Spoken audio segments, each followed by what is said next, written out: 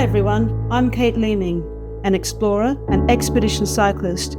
These ROUVY routes you're riding in Tajikistan are being recorded as I travel across the country as part of a 9,000 kilometre, 5-month bike journey through the heart of Central Asia.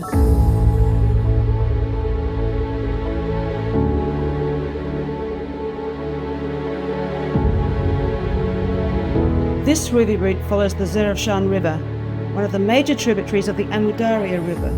Sadly, the Zerafshan River no longer flows into the Amu Darya, as every last drop of water is taken up in canals for irrigation.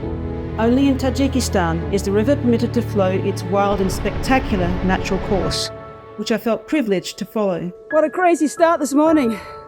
Just climbed 2 kilometres, the gradient was about 15% at times, and that was my warm-up.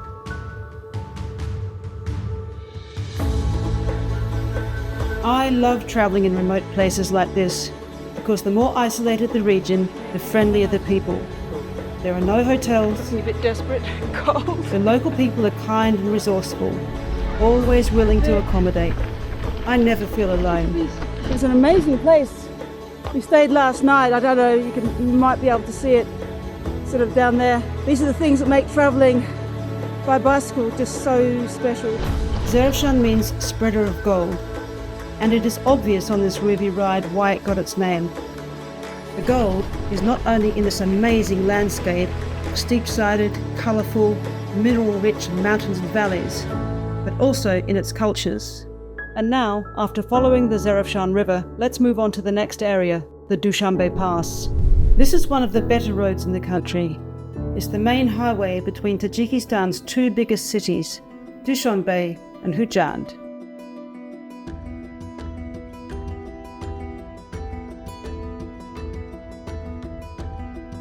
Cycling here is an amazing way to closely connect with the people and the land, and learn about its history. On a bike, I can cover much bigger distances than is possible on foot, and I find it the perfect pace to absorb a region. Every kilometre becomes etched in my mind, and every photograph I take sparks memories of the full experience. The region of Central Asia is largely made up of deserts, the combined area of which forms the world's 4th largest desert. The glacier-fed rivers that flow from the mountains of Tajikistan, Kyrgyzstan and Afghanistan provide a vital lifeline. From a young age, I was inspired by the stories and feats of early explorers of Australia, Antarctica, Africa, and in the case of Central Asia, it was the stories of Marco Polo. Being a modern explorer, I like to think I have some of that spirit in me, but in the 21st century, I think exploration has different priorities. It should have more of a focus on science, conservation and education for people and planet. Travelling by bicycle has taught me that there is always a way through, whatever the challenge. I am regularly faced with curveballs on my expeditions, and one of my strengths is the ability to pivot and adapt while always keeping the integrity of the defined goals and getting to the finish line on time. Every expedition becomes a little part of who I am and helps to shape my perspective on life.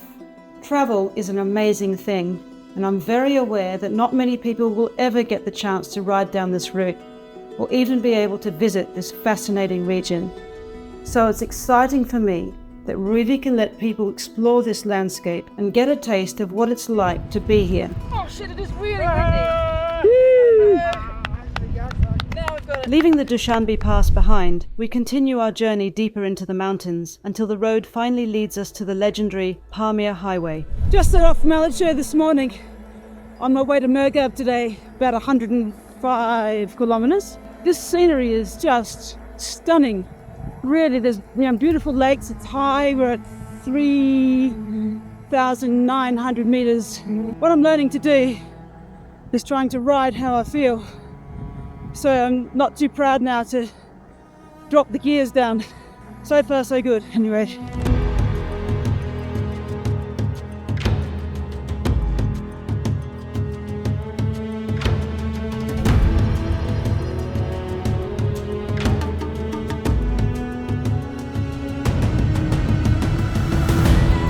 Oh, I'm so exhausted.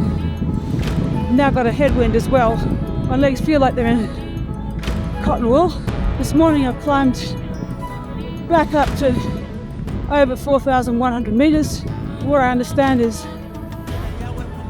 just climbed a little bit more and then it'll be general downhill from there, so looking forward to that, to come and visit the Shakti cave painting. These prehistoric drawings, we don't really know that much about them, and they're only discovered relatively recently. Here we are, and I believe there's something like about 11,000 years old. That's the estimate. So yak. I mean, that one could be a pig, but I think it's a yak. And it's pretty easy to see where the pigment comes from when you look at the mountains. We won't put that bit on film.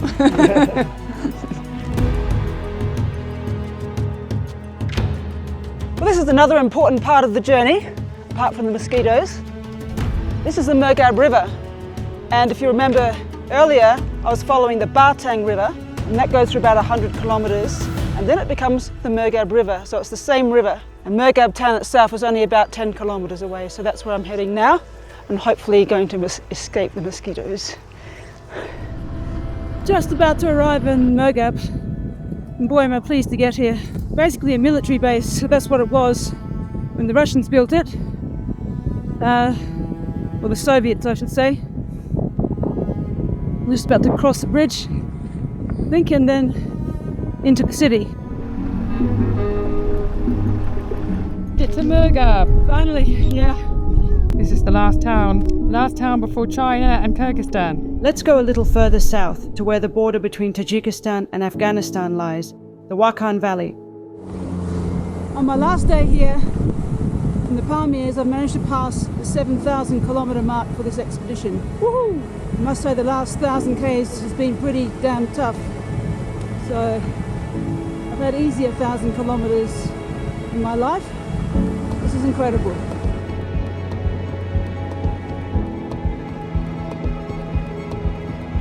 The Wakhan Valley is incredible. It's actually the Panj River flowing there. It's a big broad valley, and then on the other side is Afghanistan, very high mountains, a few little flecks of snow. So on this side, on the Tajikistan side, there's lots of history because it's a part of the Silk Route.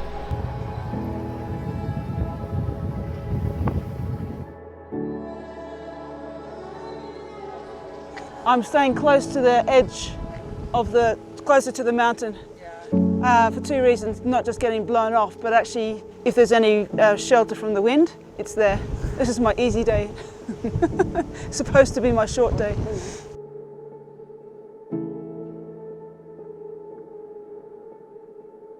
Dust is in the air. I'm getting sandblasted in the sandy bits every time a car passes. Oh, fuck off. That was actually an ambulance. And my bike needs an ambulance right now. The whole aluminium seat post has fractured right the way through. And there's no easy fix. It's not really rideable. And I was just thinking how well my bike was doing. There's a crack right the way around. It's just about to come off. Aluminium welding is not possible in this area, I don't think. In Kishim. Yeah, we'll take the seat off. Something inside and splint it. Yeah. That would fix it. That's a good idea. So let me take the seat off. No safety glasses now. Gotta have faith. Things are starting to break in this expedition. Little things, big things. Little part of my helmet's a bit broken. So now it's another 15 k's that way, and then my cycling day is done. Good stuff, let's go.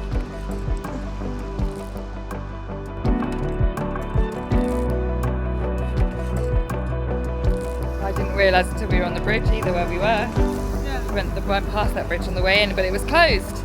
And it was still closed. We're here.